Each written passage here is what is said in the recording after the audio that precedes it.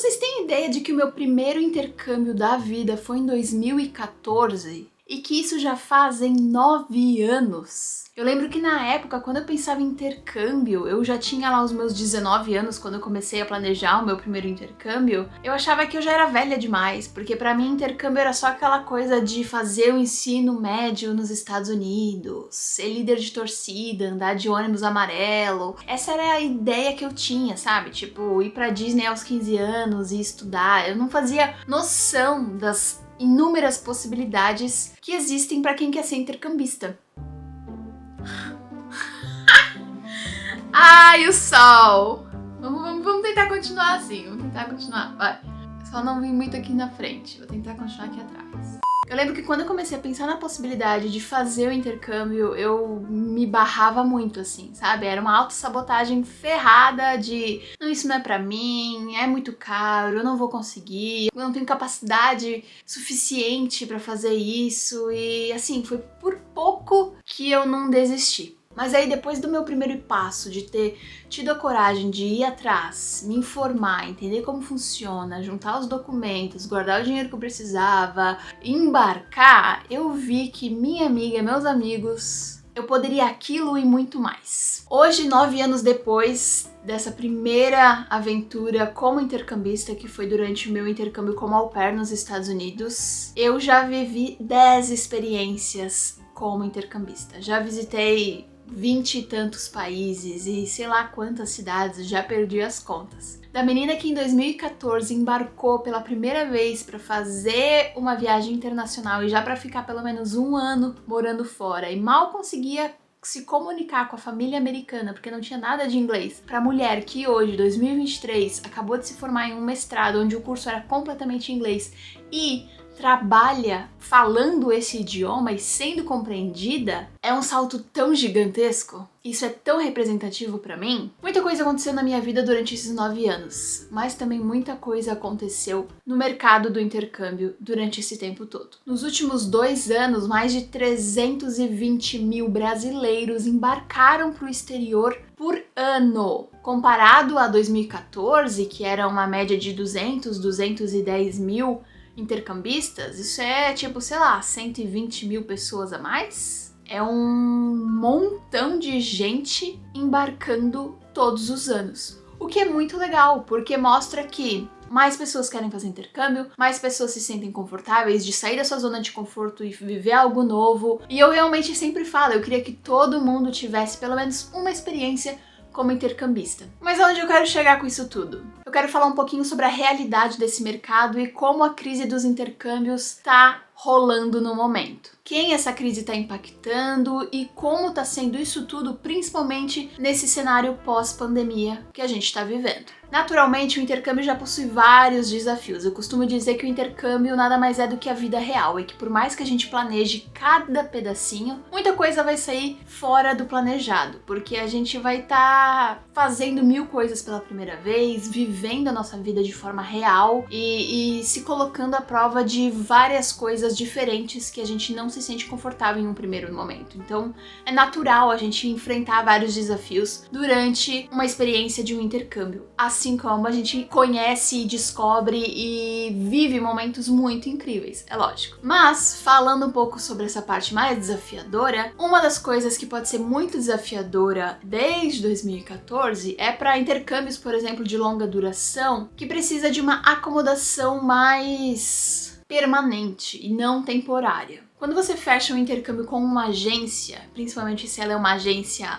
bacana, é normal que você também feche a acomodação. Mesmo que o intercâmbio seja de longa duração, como, sei lá, países como Irlanda e tal, que dão vistos mais extensos e possibilidade de trabalhar e tudo mais, que são oportunidades muito legais, mesmo assim, boas agências costumam, nas primeiras semanas ou pelo menos no primeiro mês de intercâmbio, te oferecer uma acomodação para que você consiga chegar no país, ter um lugarzinho para ficar durante os primeiros dias, semanas, para conseguir então procurar pela sua acomodação mais definitiva, para ficar ali durante todo o período que você vai estar fazendo seu intercâmbio. Se você não é inscrito no meu canal, eu já te convido para se inscrever, mas eu moro em Berlim e durante toda a minha vida por aqui, que eu cheguei a 1 ano e meio mais ou menos, eu tive uma acomodação temporária, depois eu tive uma que eu achava dela, que era definitiva, mas acabou sendo temporária também, porque o landlord pediu o apartamento de volta, e esse aqui já é o meu terceiro apartamento em 1 ano e meio. Muita gente, como por exemplo a menina que mora comigo, já tá no 5º apartamento em 1 ano e meio,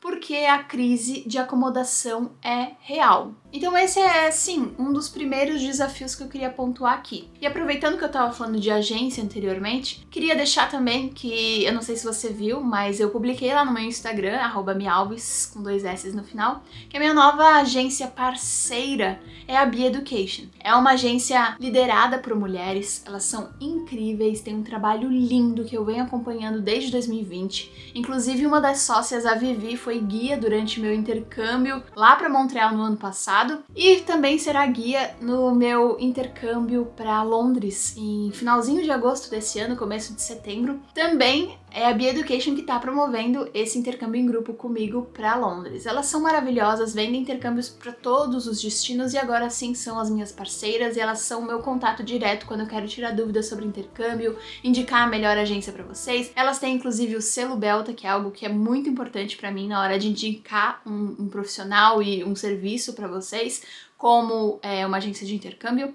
Elas têm um escritório na cidade de São Paulo, mas elas atendem o Brasil todo e também o mundo todo. No primeiro comentário aqui embaixo e também na descrição eu vou deixar um link de contato onde você pode entrar em contato com elas e tirar suas dúvidas, ver aí opções de intercâmbio para você. Elas são maravilhosas, tenho certeza que vocês vão gostar. Mas bom, voltando ao assunto do vídeo, eu sei que eu vejo que muitos brasileiros, mesmo sabendo de toda essa crise de acomodação e outras também que estão rolando, ainda assim preferem ir para destinos mais famosos, mais populares, conhecidos pela grande maioria e não querem muito abrir a cabeça para escolher outros destinos que pode ser no mesmo país, mas que, sei lá, sabe, seja um pouco mais tranquilo, um pouco mais calmo. Os destinos de sempre são Dublin, Nova York, Londres e Gold Coast na Austrália, por exemplo. E aí meio que o que tá rolando agora nesse cenário de intercâmbio é que essas cidades estão lotadas. Principalmente se você quer ficar nelas mais tempo, sabe? Se não é um intercâmbio de até 1 mês, se você quer ficar, assim, fazer um intercâmbio de longa duração. Você me pergunta, tem bastante oferta de trabalho? Tem, em partes, dependendo também da cidade que você tá indo. Eu sei que tem muitas dessas cidades que ainda precisam de muita mão de obra, mas por outro lado, não tem lugar para você morar. A crise de acomodação é absurda. E eu vejo isso em Berlim, que não é assim, por mais que seja uma capital, não é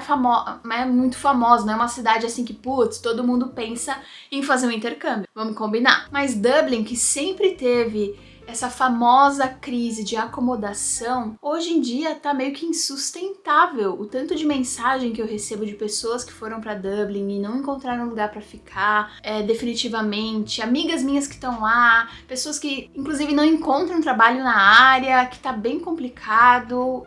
É bizarro. Além de estar difícil de encontrar, tá muito caro. Várias seguidoras minhas dizem que para você dividir um quarto, ou seja, você nem tem o seu espaço só para você precisa dividir com alguém, é 600 euros, o mais barato. E aí você divide o quarto com outra pessoa, pelo menos outra pessoa, quando não são várias, em uma casa que tem muitas outras pessoas, e que aí você imagina que caos. Eu não ia conseguir. Desculpa, mas eu não ia conseguir. Eu aqui em Berlim pago 600 euros, mas eu tenho um quarto inteiro pra mim e eu divido meu apartamento só com uma outra pessoa. Em Dublin, você não consegue nem ter o seu próprio quarto sem que seja dividido por 600 euros.